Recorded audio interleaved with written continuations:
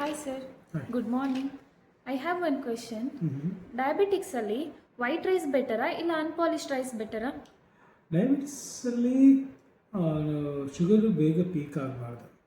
ಹಾಗಾಗ್ಬಿಟ್ಟು ನಾವೇನು ಮಾಡ್ತೇವೆ, ಆದಷ್ಟು ಕಾಂಪ್ಲೆಕ್ಸ್ ಕಾರ್ಬೋಹೈಡ್ರೇಟ್ನ ಅಡ್ವೈಸ್ ಮಾಡ್ತೇವೆ.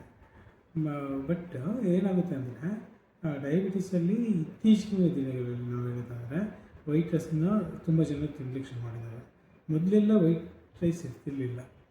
ವೈಟ್ ರೈಸು ನಾವು ಮನುಷ್ಯ ತಿನ್ನೋಕ್ಕೆ ಶುರು ಮಾಡಿದ್ದಂದರೆ ಒಂದು 9000 ಇಯರ್ BCE. ಆಗ ಚೈನಾದಲ್ಲಿ ಶುರುವಾಯಿತು, ಆಮೇಲೆ ಜಪಾನು ಮತ್ತು ಇಂಡಿಯಾ, ಆ ರೀತಿ ರೈಸ್ ಡೊಮೆಸ್ಟಿಕೇಟ್ ಆಗಿ ಬಂದಿತ್ತು. ಒಂದು 500 ಇಯರ್ಸ್ ಬ್ಯಾಕಿಂದ ಯುರೋಪಿಯನ್ಸಲ್ಲಿ ಅಥವಾ ಬೇರೆ ಕಡೆ ಏನು ಮಾಡಲಿಕ್ಕೆ ಶುರು ಮಾಡಿದರು, ಜಪಾನ್, ಚೈನಾ, ರೈಸ್ ಇಂಡಿಯಾದಲ್ಲಿ ಆದಷ್ಟು ಅದನ್ನು ವೈಟ್ ಔಟರ್ ಕವರ್ನ ತೆಗಿಲಿಕ್ಕೆ ಟ್ರೈ ಮಾಡ್ತಾಯಿದ್ರು.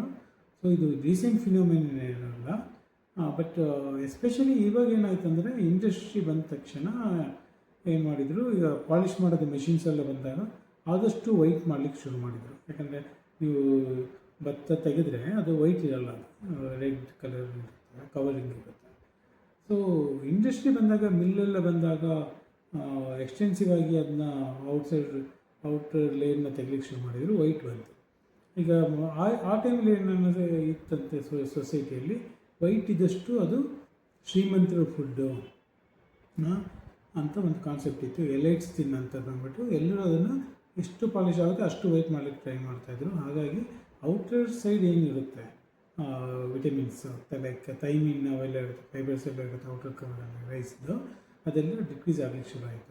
ಯಾವಾಗ ಇಂಡಸ್ಟ್ರೀಸ್ ಬಂದು ಈಗ ಮಿಲ್ಸ್ ಎಲ್ಲ ಬಂತಲ್ಲ, ಆಗ ಲಾರ್ಜ್ ಸ್ಕೇಲಲ್ಲಿ ಏಷ್ಯಾದಲ್ಲಿ, ಚೈನಾ ಇರ್ಬೋದು, ಜಪಾನ್ ಇರ್ಬೋದು, ಇಂಡಿಯಾ ಇರ್ಬೋದು, ಒಂದು ಬೆರಿ ಅಂತ ಕಾಯಿಲೆ ಬರೋಕ್ಕೆ ಶುರು ಆಯಿತು. ಅದು ಬರೋದು ಥೈಮಿನ್ ಡೆಫಿಷಿಯನ್ಸಿಯಿಂದ, ವಿಟಮಿನ್ ಥೈಮಿನ್ ಡೆಫಿಷಿಯನ್ಸಿಯಿಂದ. ಅದು ರೈಸು ಔಟರ್ ಲೇಯರಲ್ಲಿರುತ್ತೆ. ಇವಾಗೆಲ್ಲ ಬೇರೆ ನಾವು ಫುಡ್ ಎಲ್ಲ ತೊಗೋತೇವೆ, ವೈಟ್ ರೈಸ್ ತಿಂದ್ರೂ ಬೇರೆದ್ರಲ್ಲಿ ಸ್ವಲ್ಪ ಥೈಮಿನ್ ಅಡ್ಜಸ್ಟ್ ಆಗಿ ಆಗುತ್ತೆ, ಮತ್ತು 45 ಮಾಡ್ತಾರೆ ಥೈಮಿನ್, ನಮ್ಮ ವಿಟಮಿನ್ಸ್ ಮಾತ್ರ ತಿನ್ನೋದ್ರಿಂದ. ಬಟ್ ಔಟರ್ ಲೇಯರ್ ಹೋದರೆ ಒಂದು ಟೈಮಲ್ಲಿ ಎಲ್ಲರಿಗೂ ಬೇರೆ ಕಾಯಿಲೆ ಬಂದು ಪ್ರಾಬ್ಲಮ್ ಆಗಿತ್ತು. ಹಾಗಾಗಿ ನನ್ನ ಅಡ್ವೈಸ್ ಏನಂತಂದರೆ, we have to go back to our olden days. ಆದಷ್ಟು ಪಾಲಿಷ್ ಮಾಡಬಾರ್ದು, ಅನ್ಪಾಲಿಶ್ಡ್ ರೈಸ್ನೇ ತೊಗೋಬೇಕು. ಓಕೆನಾ? That is very good for everybody, not for just for diabetics. Even other people also I recommend unpolished rice. ಓಕೆನಾ? Okay, thank you.